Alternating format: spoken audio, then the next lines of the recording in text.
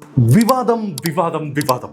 മലയാള സിനിമയും വിവാദങ്ങളും തമ്മിൽ വലിയ അകലമൊന്നുമില്ല. ചിന്ന ചിന്ന വിവാദങ്ങൾ മുതൽ ബഡ വിവാദങ്ങൾ വരെ നമ്മുടെ മലയാള സിനിമയിൽ ഉണ്ടായിട്ടുണ്ട്.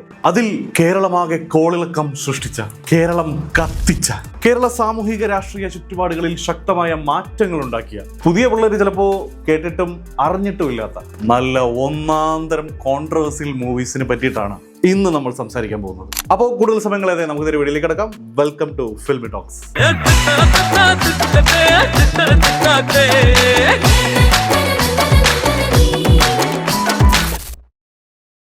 സാധാരണ സിനിമയിൽ നമ്മൾ കാണുന്ന ഓരോ വികാരവും അഭിനയമായിരിക്കും, അല്ലെ? വേദന, സ്നേഹം, കണ്ണീർ എല്ലാം അഭിനയമായിരിക്കും. ക്യാമറ ഓഫായാൽ അഭിനേതാവും നോർമൽ ആവും. സ്ലോ മോഷൻ ഇത് വൈറലാവും.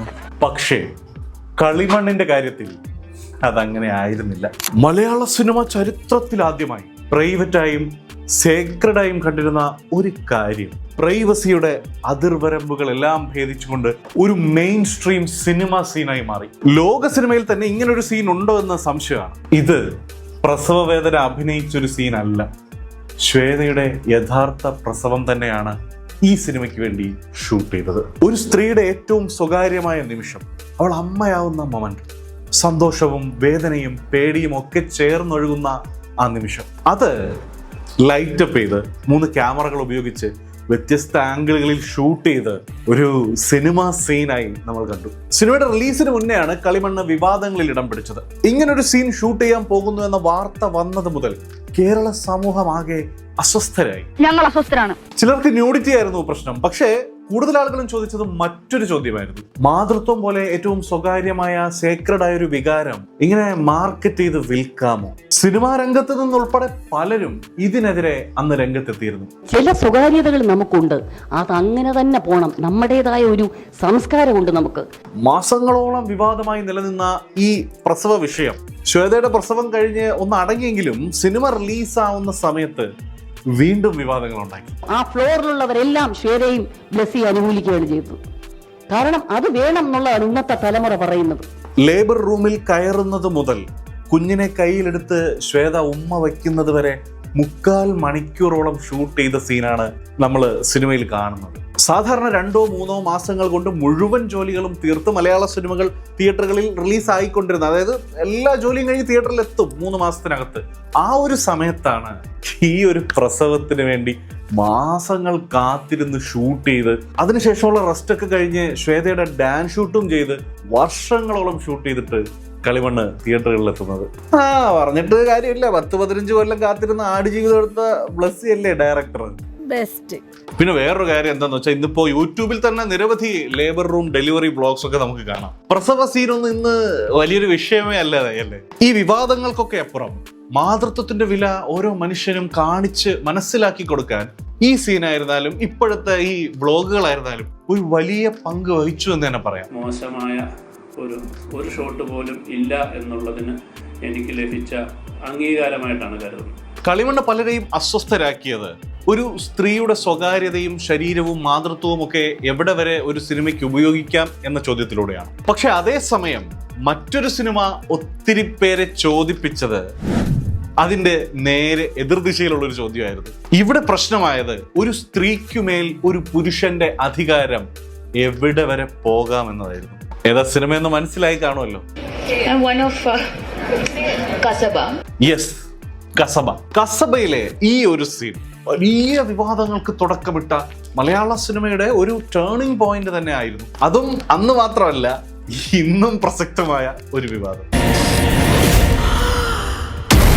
It is an added responsibility that people are comfortable when they watch with their family.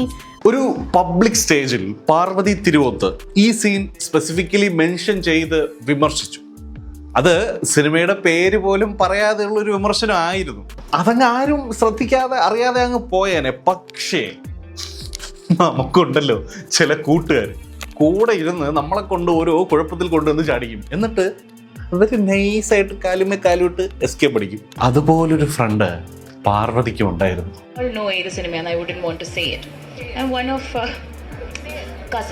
Boom, Prachanda ഹിറ്റായി മമ്മൂക്ക ഫാൻസ് ആഘോഷിച്ചിരുന്ന സിനിമയെ മോശം പറഞ്ഞതിന് അവരുടെ വക ഒരു സൈഡിൽ നിന്ന് പരിപാടികൾ തുടങ്ങി. സിനിമ സീനിനെ പറ്റി പറഞ്ഞത് മമ്മൂക്കയെ പറ്റി പറഞ്ഞതുപോലെ ആക്കിക്കളഞ്ഞു ആക്രമങ്ങൾ. പക്ഷെ ഞാൻ അവിടെ പറയാൻ ഉദ്ദേശിച്ചത് ആ പെർട്ടിക്കുലർ നടനെ ചൂണ്ടിക്കാണിച്ച് കുറ്റം പറയുക എന്നുള്ളതല്ല. സിനി ഫൈൽസ് രംഗത്തെത്തിയത് മറ്റൊരു വാദവുമായി. സിനിമയെ സിനിമയായി കാണും, കമ്പിയായി കാണും സാറേ.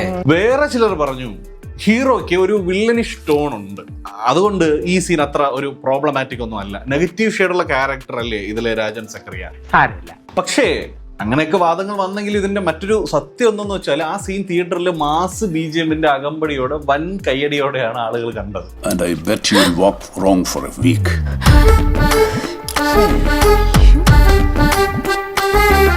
അവിടെ അത് വില്ലനിസം ഒന്നും ആയിരുന്നില്ല, ഹീറോയിസമായി തന്നെയാണ് ആളുകൾ എടുത്തത്. അങ്ങനെ തന്നെയാണ് ആ സീൻ പ്രസന്റ് ചെയ്തത്. സിനിമ അത്യാവശ്യം തിയേറ്റർ മൊമെന്റ്സ് ഒക്കെ ഉള്ള ഒരു സാധാ കൊമേഴ്സ്യൽ ഹിറ്റ് പടം. പക്ഷേ അതിലെ ഈ ഒരു സീൻ മലയാള സിനിമയെ തന്നെ മാറ്റിയെന്ന് പറയാം. പിന്നീട് ഇത്തരം രംഗങ്ങൾ എഴുതാൻ എഴുത്തുകാരും അഭിനയിക്കാൻ താരങ്ങളും ഒന്നും അടിച്ചു. അനാവശ്യ വിവാദങ്ങളൊന്നും വേണ്ടെന്ന് വിചാരിച്ചാവണം. ഈ വിവാദത്തോടു കൂടി അന്ന് കത്തി നിന്നിരുന്ന പാർവതിയും മലയാള സിനിമയിൽ നിന്ന് ഏറെക്കുറെ ഔട്ടായി. സിനിമയിലെ സ്ത്രീകളുടെ ഒബ്ജക്ടിഫിക്കേഷനെതിരെ സംസാരിച്ച നമ്മുടെ കൂട്ടുകാരി ഇപ്പൊ എവിടെ? ഇപ്പൊ നിങ്ങളുടെ ഹീറോ എന്ത് ചെയ്യുന്നു? അടിപൊളി. കളിമണ്ണ് ആളുകളെ അസ്വസ്ഥരാക്കിയത് ഒരു സ്ത്രീയുടെ ശരീരത്തിലൂടെയായിരുന്നു. കസബ ചൊടിപ്പിച്ചത് മെയിൽ ഷോവനിസം വഴിയായിരുന്നു. പക്ഷേ ചുരുളി ചെയ്തത് അതൊന്നും ആയിരുന്നില്ല.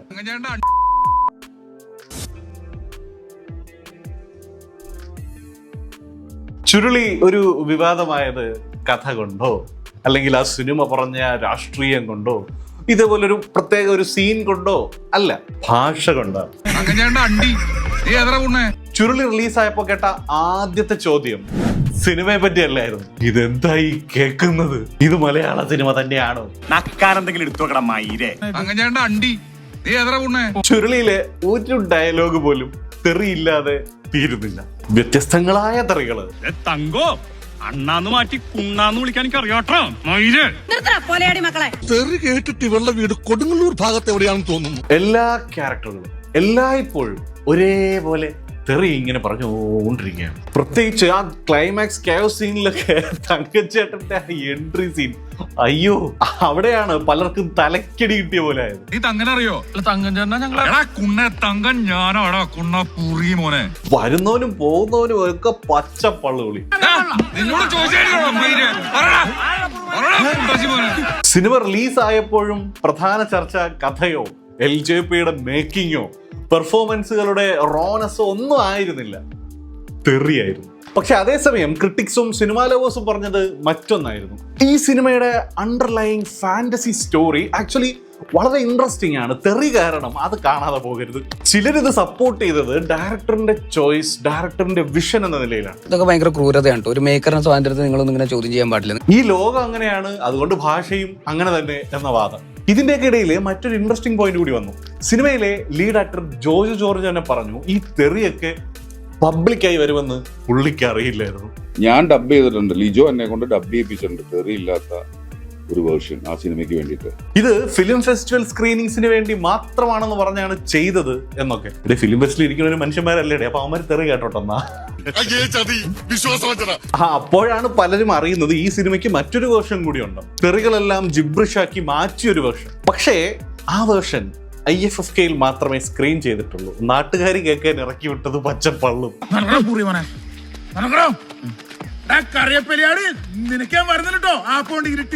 ഇത്രയൊക്കെ കോൺട്രവേഴ്സീസ് ഉണ്ടായ ഒരു പടമാണെങ്കിലും എനിക്ക് പേഴ്സണലി ഇതൊരു ഗിൽറ്റി പ്ലഷർ ആണ് കേട്ടോ.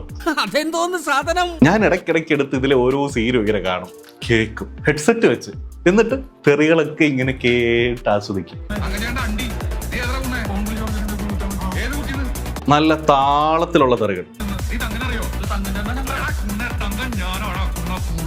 എന്തൊരു സുഖം, എന്തൊരു സംഗീതാത്മകം. ഒരു കുടുംബം, ഒരു വീട്, 3 സഹോദരങ്ങൾ, പുറമെ എല്ലാം നോർമൽ. പക്ഷേ സിനിമ മുന്നോട്ട് പോകുമ്പോൾ നമ്മൾ സ്ലോലി റിയലൈസ് ചെയ്യുന്നു ഇതൊരു ഇൻസെസ്റ്റ് റിലേഷൻഷിപ്പിന്റെ കഥ പറയുന്ന സിനിമയാണ്. നാരായണീന്റെ 3 ആൺമക്കൾ ഒരു സ്ലോ പേസ്ഡ് റിയലിസ്റ്റിക് ഡ്രാമയാണ്. വലിയ ട്വിസ്റ്റുകളില്ല, വലിയ ഷോക്ക് മൊമെന്റ്സ് ഇല്ല, പക്ഷേ ചില സീനുകൾ ആളുകളെ ശരിക്കും അസ്വസ്ഥരാക്കി. സിനിമയിൽ കാണിക്കുന്ന റിലേഷൻഷിപ്പ് കസിൻസ് തമ്മിലാണ്.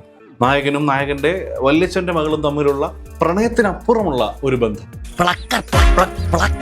ഇവിടെ ഒരു കോണ്ടെക്സ്റ്റ് കൂടിയുണ്ട് കേട്ടോ. നായകൻ വിദേശത്ത് ജനിച്ചു വളർന്ന ആളാണ്. അവൻ ഈ കസിൻ എന്ന് പറയുന്നത് സഹോദരിയാണ് എന്നൊരു സോഷ്യൽ കോഡിംഗ് ഒന്നും അത്ര ഫെമിലിയർ ആയിട്ടുള്ള ഒരാളല്ല അവൻ. പക്ഷേ സിനിമ മുന്നോട്ട് പോകുമ്പോൾ സ്മൂച്ചിങ്, കിസ്സിങ് സീൻസ് ഒക്കെ വന്നപ്പോൾ ഓഡിയൻസ് അൺകംഫർട്ടബിൾ ആയി. ചിലർ പറഞ്ഞു ഇത് ഇൻസെസ്റ്റ് ആണ്, അക്സെപ്റ്റ് ചെയ്യാൻ പറ്റില്ല. ന്യായം. അതേസമയം മറ്റു ചിലർ ചോദിച്ചത് വേറൊരു ചോദ്യമാണ്. അതായത് അമ്മയുടെ ചേട്ടന്റെ മകളെ മുറപ്പെണ്ണായി കാണുകയും വിവാഹം കഴിക്കുകയും ചെയ്യാമെങ്കിൽ അച്ഛന്റെ ചേട്ടന്റെ മകളുമായിട്ടുള്ള റിലേഷൻഷിപ്പ് എന്തുകൊണ്ടൊരു ടാബുവായി കാണുന്നു?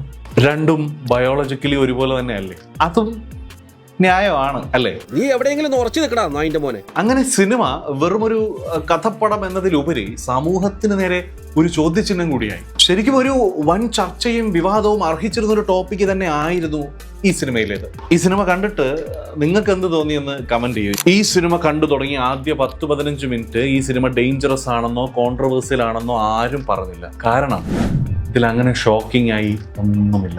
തെറിയില്ല, വയലൻസ് ഇല്ല, ടാബു ഇല്ല. എല്ലാം നമ്മുടെ വീടുകളിൽ ദിവസവും കാണുന്ന, അനുഭവിക്കുന്ന വളരെ നോർമൽ ആയിട്ടുള്ള അല്ലെങ്കിൽ നോർമലൈസ്ഡ് ആക്കപ്പെട്ട കാര്യങ്ങൾ. അതുകൊണ്ട് പലർക്കും സിനിമ കണ്ട് പകുതിയായിട്ടും ഒന്നും തോന്നിയില്ല. പക്ഷെ പടം കഴിഞ്ഞപ്പോൾ ആളുകൾ അവരുടെ അടുക്കളയിലേക്ക് നോക്കാൻ തുടങ്ങി.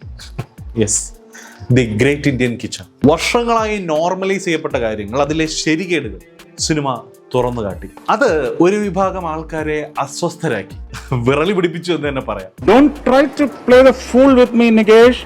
No, it's very bad. Cinema കണ്ട് വിവാദം സൃഷ്ടിച്ച അക്കൂട്ടർ പറഞ്ഞത് ഇത് ഭയങ്കരമായ എക്സാജറേഷൻ ആണ്. സാധാരണ സ്ത്രീകൾ ചെയ്യുന്ന കാര്യങ്ങളൊക്കെ വലിയ പ്രശ്നമായി പോർട്രേ ചെയ്ത സിനിമയാണ്. എല്ലാത്തിലുമുപരി സിനിമയുടെ ക്ലൈമാക്സിൽ ശബരിമലയ്ക്ക് പോകാൻ മാലയിട്ട് അയ്യപ്പന്മാർക്ക് നേരെ വേസ്റ്റ് വെള്ളം കോരി ഒഴിക്കുന്ന നായിക.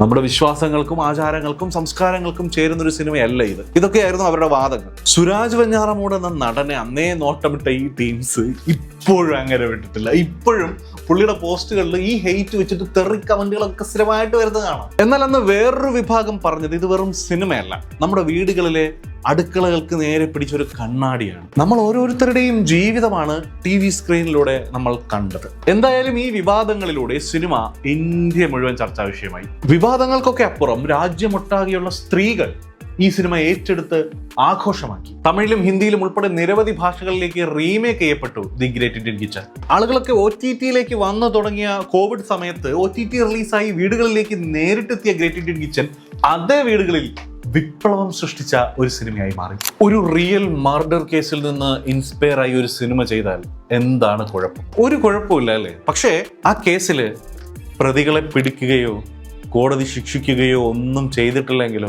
അന്വേഷണം നടക്കുന്ന ഒരു കേസ് സിനിമയാക്കി കൊലപാതകിയെ സിനിമയിലൂടെ റിവീൽ ചെയ്താലോ രോമാഞ്ചം. എപ്പോ കത്തിന്ന് ചോദിച്ചാൽ മതി അല്ലേ? അതും പ്രതിസ്ഥാനത്ത് എല്ലാവരാലും ബഹുമാനിക്കപ്പെടുന്ന ഒരു പള്ളിയിലച്ചൻ കൂടിയാണെങ്കിലും വെറുതെ ഇരിക്കുമോ പള്ളിക്കാര്? പറഞ്ഞു വരുന്നത് സിസ്റ്റർ അഭയ കൊലക്കേസിൽ നിന്ന് പ്രചോദനം ഉൾക്കൊണ്ടുവന്ന ക്രൈം ഫയൽ എന്ന സിനിമയെ പറ്റിയാണ്. ഈ കൊലപാതകത്തിന്റെ കഥയാണ് ഈ സിനിമ പറയുന്നതെന്ന വാർത്ത വന്നപ്പോൾ മുതൽ തന്നെ സിനിമയുടെ അണിയറ പ്രവർത്തകർക്ക് ഇരിക്കപ്പുറതി ഇല്ലാതായി. കാളിയാർ അച്ഛൻ എന്ന വിജയരാഘവൻ അവതരിപ്പിച്ച കഥാപാത്രത്തെ വില്ലനാക്കിക്കൊണ്ട് തന്നെയായിരുന്നു AK സാജൻ സ്ക്രിപ്റ്റ് എഴുതിയത്. എന്നാൽ ഷൂട്ട് നടക്കുന്നതിനിടയിൽ പറഞ്ഞുറപ്പിച്ചിരുന്ന പള്ളികളിലും പല സ്ഥലങ്ങളിലും ഷൂട്ടിംഗ് പെർമിഷൻസ് നിഷേധിച്ചു. ഷൂട്ട് മുടങ്ങുന്നത് ഒരു പതിവായി. രാവിലെ വരുന്നു, ഷൂട്ട് മുടങ്ങുന്നു, വീട്ടിൽ പോകുന്നു. സ്നേഹപൂർവ്വമുള്ള ഉപദേശങ്ങൾ പതിയെ പതിയെ ഭീഷണിയുടെ സ്വരമായി മാറി. പ്രൊഡ്യൂസേഴ്സിന് സിനിമ ഇറക്കാൻ പോലും പറ്റില്ല എന്ന തരത്തിലുള്ള പ്രഷറായി. ഒടുവിൽ വിവാദങ്ങളുടെ ഫലമായി സിനിമയുടെ തിരക്കഥ തന്നെ പൊളിച്ചു മാറ്റേണ്ടി വന്നു. വൈദികന് പകരം പുതിയ വില്ലൻ കഥാപാത്രങ്ങളെ കൊണ്ടുവന്നു. അങ്ങനെ സിനിമ ഒരുവിധം പൂർത്തിയായി. പക്ഷേ ഇതിന്റെ ആന്റി ക്ലൈമാക്സ് നടക്കുന്നത് സിനിമ പുറത്തിറങ്ങി 20 വർഷങ്ങൾക്ക് ശേഷമാണ്. അന്ന് ആരെയാണോ ആദ്യം വില്ലനായി കണ്ട് സ്ക്രിപ്റ്റ് എഴുതിയത് അതേ പള്ളിയിലച്ചൻ തന്നെയാണ് ശരിക്കും കൊലപാതകിയെന്ന് CBI കണ്ടെത്തി. പ്രത്യേക CBI കോടതിയിൽ കൊലപാതകം ചെയ്തത് അയാൾ തന്നെയാണെന്ന് തെളിഞ്ഞു. ഇപ്പോ ജീവപര്യന്ത ശിക്ഷയുമായിട്ട് ജയിലിൽ കിടക്കുകയാണ് ഫാദറും കൂട്ടുപ്രതി സിസ്റ്ററും. എന്താ അല്ലേ? കടുവ കേരളത്തിൽ വിവാദങ്ങൾ ഉണ്ടാക്കിയത് ഒരു കാരണം കൊണ്ടല്ല, 3 കാരണങ്ങൾ കൊണ്ടാണ്. ഒന്ന്, റിയൽ പേഴ്സൺ. ഈ സിനിമ ഒരു റിയൽ ലൈഫ് ക്യാരക്ടറിനെ ബേസ് ചെയ്താണെന്ന റിപ്പോർട്ടുകൾ ആദ്യം തന്നെ വന്നിരുന്നു. കടുവക്കുന്നേൽ കുറുവച്ചൻ. പക്ഷേ അയാളുടെ അറിവോ സമ്മതമോ ഇല്ലാതെയാണ് ഈ സിനിമ ഉണ്ടായതെന്നും പറഞ്ഞ് സാക്ഷാൽ കുറുവച്ചൻ നേരിട്ടങ്ങിറങ്ങി. ഇത് എന്റെ കഥയാണ്, എനിക്ക് ഇങ്ങനൊരു സിനിമ വേണ്ട. അതോടെ വിവാദങ്ങളും തുടങ്ങി. 2, ഈഗോ ക്ലാഷ്. സിനിമയ്ക്കുള്ളിലെ ഈഗോ ക്ലാഷ് അതല്ല, സിനിമയ്ക്ക് പുറത്തെ ഈഗോ ക്ലാഷ്. അതേ സമയത്ത് അതേ ക്യാരക്ടറിനെ ബേസ് ചെയ്ത് മറ്റൊരു സിനിമയും അനൗൺസ് ചെയ്തു. സുരേഷ് ഗോപിയുടെ ഒറ്റക്കൊമ്പൻ. 2 സിനിമകൾ, ഒരേ കഥ, ഒരേ ഈഗോ. സിനിമകൾ തിയേറ്ററിലേക്കല്ല, നേരെ കോടതിയിലേക്കാണ് പോയത്. 3, ആ ഒരൊറ്റ ഡയലോഗ്. ഓട്ടിസ്റ്റിക് ആയ കുട്ടികളെ പറ്റിയും അവരുടെ മാതാപിതാക്കളെ പറ്റിയും പറയുന്ന ആ ഒരു ഒറ്റ ലൈൻ, അതും നായകൻ പറയുന്ന ലൈൻ. മാതാപിതാക്കൾ തെറ്റ് ചെയ്താൽ ദൈവം ഓട്ടിസ്റ്റിക് ആയ കുട്ടികളെ അവർക്ക് കൊടുക്കുമെന്ന വെറും മറ്റേ ഡയലോഗ്. അത് കേരളം മുഴുവനുള്ള മാതാപിതാക്കളെ വല്ലാതെ വേദനിപ്പിച്ചു. ഇതിൽ ഐറണി എന്താണെന്നറിയോ? ആ ഡയലോഗ് തന്നെയാണ് സിനിമയിലെ പ്രൊട്ടഗോണിസ്റ്റ് ആന്റഗോണിസ്റ്റ് ക്ലാഷിന്റെ മെയിൻ പ്ലോട്ട് പോയിന്റ്. ആ ഡയലോഗ് പറയുന്നത് ഒരു നെഗറ്റീവ് മൂഡിലാണെങ്കിലും പറയുന്നത് ഒരു സൂപ്പർ സ്റ്റാർ നായകനാണ്. സോ സിനിമയിലെ വില്ലനെ പോലെ തന്നെ കേട്ടവരൊക്കെ ആകെ വല്ലാണ്ടായി. ഇമാതിരി അപരാധം പറഞ്ഞതിന് ശരിക്കും നായകനെ വില്ലൻ ഇടിച്ചു വരുത്തണമായിരുന്നു. പക്ഷേ സിനിമ കറങ്ങിത്തിരിഞ്ഞ് നായകന്റെ സൈഡിലല്ലേ മാസ് കാട്ടി അവസാനിക്കുന്നത്. അങ്ങനെ സംഗതികളെല്ലാം കൂടി ചക്ക കുഴയുന്ന പോലെ കുഴഞ്ഞു മറിഞ്ഞു. വിവാദങ്ങൾക്കൊക്കെ ഒടുവിൽ മേക്കേഴ്സിന് ആ ഡയലോഗ് എഡിറ്റ് ഔട്ട് ചെയ്യേണ്ടി വന്നു. പക്ഷെ അതോടെ സിനിമയുടെ കോർ കോൺഫ്ലിക്റ്റ് തന്നെ മാറിപ്പോയി എന്നത് വേറെ കാര്യം. പൃഥ്വിരാജും ഷാജി കൈലാസും പ്രസ് മീറ്റ് നടത്തി പബ്ലിക്കായാണ് അന്ന് മാപ്പ് പറഞ്ഞത്. ഈ ഒരു ഡയലോഗ് കാരണം വേദനിച്ചിട്ടുള്ള എല്ലാവരോടും ക്ഷമ ചോദിക്കുന്നു. Real people, real Egoss, real pain എല്ലാം കൂടി കൂട്ടിമുട്ടി ഒരു വൻ വിവാദമായി മാറി കടുവ. ലെഫ്റ്റ് റൈറ്റ് ലെഫ്റ്റ് റിലീസായ ശേഷം കേരളത്തിൽ അപൂർവമായ ഒരു കാര്യമുണ്ടായി. സിനിമയെ പറ്റിയുള്ള ചർച്ചകൾ തിയേറ്ററിലല്ല, പാർട്ടി ഓഫീസുകളിലും ചായക്കടകളിലും പത്ര ഓഫീസുകളിലുമാണ് നടന്നത്. ആ ചർച്ചകൾ പക്ഷേ സിനിമയുടെ കഥയെപ്പറ്റി ആയിരുന്നില്ല. എല്ലാവരും ചോദിച്ചത് മറ്റൊരു ചോദ്യമാണ്. ഇത് പിണറായിയെ ഉദ്ദേശിച്ചല്ലേ? സിനിമയിലെ ഹരീഷ് പേരടി അവതരിപ്പിച്ച കഥാപാത്രത്തിന്റെ മാനറിസംസ്, ഡയലോഗ് ഡെലിവറി ഒക്കെ കണ്ടപ്പോൾ പലർക്കും പിണറായി വിജയനെ തന്നെയാണ് ഓർമ്മ വന്നത്. മതിയല്ലോ, പിണറായിയെയാണ് സിനിമയിലെ മെയിൻ വില്ലനായി ചിത്രീകരിച്ചിരിക്കുന്നത്. അതിനിടയിൽ TP ചന്ദ്രശേഖരൻ കൊലപാതക കേസ് കൂടി ചർച്ചയിൽ വന്നു. VS അച്യുതാനന്ദന്റെ മാനറിസംസുമായി വിജയരാഘവൻ വന്ന് ഈ ഒരു സീൻ TP വധക്കേസ് സമയത്തെ ഏറ്റവും ശ്രദ്ധേയമായ ഒരു ഫോട്ടോയുടെ തനി പകർപ്പായിരുന്നു. ഇതെല്ലാം കൊണ്ടുകൂടി കേരളം കത്തിച്ചു. ഞാനും ഷബീർ ഏതായാലും റൈഡിംഗ് ഗിയേഴ്സ് ഒക്കെ ഇട്ട് നാട്ടിലേക്ക് തിരിച്ചു വരുത്തും. പടം പ്രദർശിപ്പിച്ചിരുന്ന പാർട്ടി സ്ട്രോങ് ആയിട്ടുള്ള ഏരിയാസിലെ തിയേറ്ററുകൾക്ക് മുന്നിൽ പ്രതിഷേധവും ഷോ തടസ്സപ്പെടുത്താനുള്ള ശ്രമവും ഒക്കെ ഉണ്ടായിരുന്നു. അതിൽ പേടിച്ച് ചില തിയേറ്ററുകാർ പടം കളിച്ചുമില്ല. പടം ബാൻ ചെയ്തെന്നൊക്കെ ചിലർ ഇപ്പോൾ പറഞ്ഞു നടക്കുന്നുണ്ട്. അങ്ങനെ ബാനിങ് ഒന്നും ഉണ്ടായിട്ടില്ല. എന്തായാലും സംഭവം വൻ വിവാദമായി. ക്ലൈമാക്സിൽ പിണറായിയുമായി സാമ്യമുള്ള വില്ലൻ കഥാപാത്രത്തെ കുത്തിക്കൊന്നാൽ എന്തായാലും കത്തുവെന്ന് അറിഞ്ഞ് തന്നെ മുരളി ഗോപി പടച്ചു വിട്ടയച്ച. പിന്നെ ആ ക്ലൈമാക്സിന് സാക്ഷിയായി ചപ്പാത്തിയും ചിക്കൻ കറിയും 350 രൂപയ്ക്ക് മോഹിച്ച് യൂണിവേഴ്സിറ്റി കോളേജിൽ നിന്നും കട്ടടിച്ച് ജൂനിയർ ആർട്ടിസ്റ്റായി അഭിനയിക്കാൻ പോയ ഒരു പാവം ചെറുപ്പക്കാരൻ കൂടി ഉണ്ടായിരുന്നു. ആളെ നിങ്ങൾ അറിയും, ഞാൻ തന്നെ. ഈ തോളിൽ പിടിച്ച് മാറ്റിയിട്ടല്ലേ ഇന്ദ്രട്ടൻ കുത്തിക്കൊല്ലാൻ വേണ്ടി സ്റ്റേജിലേക്ക് കയറിപ്പോയത്. തിരുവനന്തപുരം കൈരളി തിയേറ്ററിൽ സ്വന്തം തല കാണാൻ പടം FDFS കാണാൻ പോയതൊക്കെ ഇപ്പോഴും കൺമുമ്പിലുണ്ട്. ഇന്നിപ്പോൾ ഒരു സിനിമ ഇറങ്ങുമ്പോൾ അത് ആളുകളിലേക്ക് എത്തിക്കുന്നതും ഇന്റർവ്യൂസും റിവ്യൂസും ഒക്കെയായി സിനിമയെ പ്രൊമോട്ട് ചെയ്യാനും ഒക്കെ ഏറ്റവും മുന്നിൽ നിൽക്കുന്നത് നമ്മുടെ മീഡിയാസ് തന്നെയാണ്, അല്ലേ? എന്നാൽ മെയിൻ സ്ട്രീം മീഡിയാസ് എല്ലാം ബഹിഷ്കരിച്ചൊരു സിനിമയുണ്ട് മലയാളത്തിൽ. വിവാദങ്ങളിലൂടെ ദേശീയ തലത്തിൽ ചർച്ചയായ സുരേഷ് ഗോപി പടം. ന്യൂസ് പേപ്പേഴ്സ് മേജർ മീഡിയ ആയിരുന്ന 90കളുടെ അവസാനം പത്ര മുതലാളിമാരെ നൈസായിട്ടല്ല, ബ്രൂട്ടലായിട്ട് തന്നെ എടുത്തുടുത്ത പടം പത്രം. രഞ്ജി പണിക്കരുടെ തീ തുപ്പുന്ന ഡയലോഗുകൾ മലയാള മനോരമയുടെ മുതലാളി KM മാത്യുവിനെ ഡയറക്റ്റ് അറ്റാക്ക് ചെയ്യുന്ന മോഡലുള്ളതായിരുന്നു. സിനിമയിൽ ഔതക്കുട്ടിച്ചായൻ എന്ന പത്ര മുതലാളി പറയുന്നത് കേട്ട് കഴിഞ്ഞാൽ നമുക്ക് തന്നെ ചിലപ്പോൾ തോന്നാം, അമ്മോ ഇതൊക്കെ ഇത്തിരി ഓവറല്ലേ. കണ്ടന്റ് ഇത്രയും സെൻസിറ്റീവ് ആയതുകൊണ്ടാണ് റീജിയണൽ സെൻസർ ബോർഡ് സിനിമയ്ക്ക് സർട്ടിഫിക്കറ്റ് നിഷേധിച്ചു. അതിനു പിന്നിൽ മനോരമയുടെ സ്വാധീനം ഉണ്ടായിരുന്നു എന്നും പറയപ്പെടുന്നുണ്ട്. അങ്ങനെ വിഷയം സെൻട്രൽ ബോർഡ് വരെ പോയി. ഇനി കളികൾ ഡൽഹിയിൽ. ജോഷി സാറിന്റെ സംവിധാനത്തിൽ വന്ന പത്രം മാധ്യമ രാഷ്ട്രീയ നെക്സസ് തുറന്നു കാട്ടി. അതുകൊണ്ടാണ് അത് ചിലർക്ക് വലിയ അപകടമായി തോന്നിയത്. മലയാള മനോരമയും മാതൃഭൂമിയും അടക്കമുള്ള അന്നത്തെ മെയിൻ സ്ട്രീം മാധ്യമങ്ങൾ സിനിമ ബോയ്ക്കോട്ട് ചെയ്തു. വാർത്തകളില്ല, പരസ്യങ്ങളില്ല, പ്രൊമോഷൻ ഇല്ല. ഇതിലെ ഐറണി എന്താണെന്നറിയോ? ഇതൊന്നും ഇല്ലാഞ്ഞിട്ടും ഇത്രയും ബഹിഷ്കരണങ്ങൾ ഉണ്ടായിട്ടും പത്രം 280 ദിവസത്തിലധികം കേരളത്തിലെ തിയേറ്ററുകളിൽ ഓടി. ചില സിനിമകൾ റിവ്യൂസ് ഒന്നും കൊണ്ടല്ല, എതിർപ്പുകൾ കൊണ്ടാണ് വലിയതാകുന്നത്. അതുപോലൊരു സിനിമയാണ് അടുത്ത് പറയാൻ പോകുന്നത്. നമ്മുടെ മുഖ്യമന്ത്രി പിണറായി വിജയൻ റിവ്യൂ എഴുതിയൊരു സിനിമയെ-കുറിച്ച്. 2002 ഇന്ത്യ ഇങ്ങനെ എഴുതി കാണിച്ചത് കൊണ്ട് വിവാദമായ ആ എഴുത്ത് മാറ്റേണ്ടി വന്ന ഒരു സിനിമ. അതെന്തടേ അങ്ങനെ? അത് സാധാരണയല്ലേ വർഷവും സ്ഥലവും ഒക്കെ എഴുതി കാണിക്കുന്നതെന്ന് ചോദിച്ചാൽ സംഭവം എനിക്ക് 2002 ഇന്ത്യയിൽ എന്താണ് സംഭവിച്ചതെന്ന് ഓർത്താൽ പെട്ടെന്ന് മനസ്സിലേക്ക് ഓർമ്മ വരുന്നത് ഗുജറാത്ത് കലാപം തന്നെയാണ്. അത് തന്നെയാണ് സിനിമയിൽ കാണിച്ചിരിക്കുന്നത്. യെസ്, എംപുരാൻ. മുസ്ലിമുകളെ ആയുധങ്ങളുമായി ആക്രമിക്കുന്ന ഒരു Hindu mob, brutal violence scenes. സിനിമയിലെ വില്ലനായ ബാബ ബജ്റംഗി ശരിക്കും ഗുജറാത്ത് വംശഹത്യയ്ക്ക് നേതൃത്വം നൽകിയ ബാബു ബജ്റംഗിയുടെ സിനിമാറ്റിക് വെർഷൻ ആയിരുന്നു. പേരിൽ പോലും അത്രയ്ക്ക് സാമ്യം. പിന്നെ നാഷണൽ ഇൻവെസ്റ്റിഗേഷൻ ഏജൻസിയെ പച്ചയ്ക്ക് പേരെടുത്ത് പറഞ്ഞുകൊണ്ടുള്ള വിമർശനങ്ങൾ. NIA, ഇവിടെ വിദ്യാർത്ഥി സംഘടനകളായ SFI SFY എന്നും KSUവിനെ KSQ എന്നൊക്കെ പറഞ്ഞിട്ട് വിവാദങ്ങളിൽ നിന്ന് മാക്സിമം ഒഴിഞ്ഞു നിൽക്കാൻ ശ്രമിക്കുന്ന മലയാള സിനിമയിലാണ് NIA അങ്ങനെ തന്നെ മെൻഷൻ ചെയ്ത് സീൻസും ഡയലോഗ്സും വരുന്നത്. ഞാൻ ഫസ്റ്റ് ഡേ തിയേറ്ററിൽ ഇരുന്ന് അന്തിച്ചു പോയി. ഇതൊന്നും പ്രശ്നമാവില്ലേ എന്നാണ് അപ്പൊ തന്നെ ചിന്ത പോയത്. വെൽ, പ്രശ്നമായല്ലോ. രാഷ്ട്രീയ പാർട്ടികൾ ഏറ്റെടുത്തു, സംഖ്യകൾ ആക്രമിച്ചു, സുരേഷ് ഗോപി കൈ കഴുകി. ഫസ്റ്റ് ഷോ കണ്ട് രോമാഞ്ചം കൊണ്ട് തിയേറ്ററിൽ നിന്നിറങ്ങിയ മേജർ രവിയും BJP നേതാക്കളും ഒക്കെ 2 ദിവസം കഴിഞ്ഞപ്പോൾ കാര്യം മനസ്സിലാക്കി മലക്കം മറിഞ്ഞു. ഒരു സംശയമില്ല, മലയാള സിനിമ എന്നുള്ളതല്ല, ഏത് സിനിമാ പ്രേമിക്കും അഭിമാനിക്കാവുന്ന ഒരു പ്രൊജക്റ്റ് ആയിട്ടാണ് ഞാൻ കാണുന്നത്. പടം കണ്ടിട്ട് പുറത്തേക്ക് ഇറങ്ങുന്ന വഴിക്ക് ഇമ്മീഡിയറ്റ്ലി എനിക്കിത് പറയാൻ പറ്റില്ല, ഇതിനകത്ത് there is a bloody problem. Lalettan script വായിക്കാതെ പുള്ളിയെ പറ്റിച്ചാണ് ഈ സിനിമയിൽ അഭിനയിപ്പിച്ചതെന്ന് വരെ മേജറെണ്ണം പറഞ്ഞത്. മോഹൻലാൽ സിനിമ കണ്ടിട്ടുണ്ട്. നിങ്ങൾ കംപ്ലീറ്റ് ഒരു പോസ്റ്റ്മോർട്ടം നടന്നു.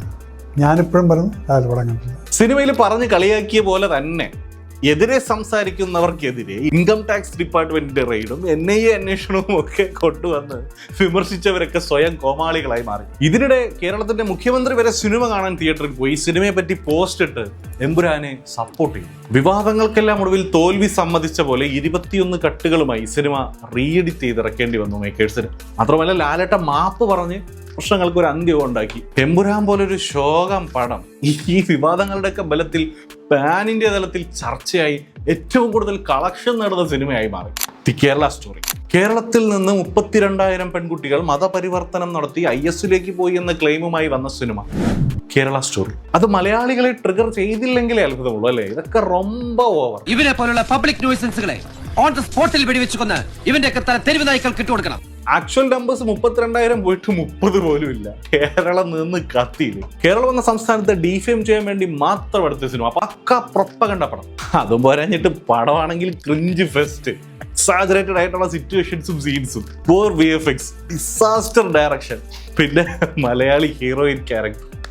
ആ കുട്ടി മലയാളം സംസാരിക്കുന്നത് കേട്ടാ പെറ്റ തള്ള സഹിക്കൂല. ശാലിനി ഉണ്ണികൃഷ്ണൻ, തിരുവനന്തപുരം. താൻ അത് തന്റെ ഭാഷ ഒന്ന് ശരിയാകും. എന്റെ ഭാഷയ്ക്ക് എന്താണ് കുഴപ്പം? കേരളത്തിൽ നിന്ന് വലിയ പ്രതിഷേധങ്ങൾ വന്നതോടെ, യഥാർത്ഥ ഫിഗേഴ്സ് പുറത്തു വന്നതോടെ മേക്കേഴ്സ് 32,000 എന്ന ക്ലെയിം എഡിറ്റ് ഔട്ട് ചെയ്തു. പക്ഷേ ക്രിഞ്ച് സീൻസ് എഡിറ്റ് ഔട്ട് ചെയ്യാൻ പറ്റിയില്ല. കാരണം സിനിമ തന്നെ ക്രിഞ്ച് ആയിരുന്നല്ലോ. സിനിമയുടെ മേക്കേഴ്സ് വീണ്ടും കേരളത്തെ ഡിഫെയിം ചെയ്തുകൊണ്ടേയിരുന്നു. ഇതിലെ ഐറണി എന്താണെന്നറിയോ?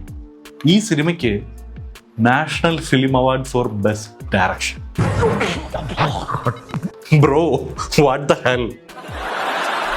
Yes guys, this is India. ഈ രാജ്യം ഒരുത്തന്റെയും തന്തയുടെ വകയല്ല, ഇത് നമ്മുടെ രാജ്യമാണ്. അപ്പോൾ ഇതൊക്കെയാണ് വിവാദങ്ങളിലൂടെ കേരളം കത്തിച്ച ചില മലയാള സിനിമകൾ. ഈ സിനിമകൾ മൊത്തത്തിലൊന്ന് അനലൈസ് ചെയ്യുമ്പോൾ പല സിനിമകൾക്കും ഈ വിവാദങ്ങളൊക്കെ ഒരു തരത്തിൽ ഗുണമേ ചെയ്തിട്ടുള്ളൂ, അല്ലേ? ഇനി പറയാൻ വിട്ടുപോയ ഏതെങ്കിലും സിനിമകളുണ്ടെങ്കിൽ കമന്റിൽ പറയുക. അപ്പോൾ മറ്റൊരു ഇൻട്രസ്റ്റിംഗ് വീഡിയോയുമായി വീണ്ടും വരാം. Okay, by.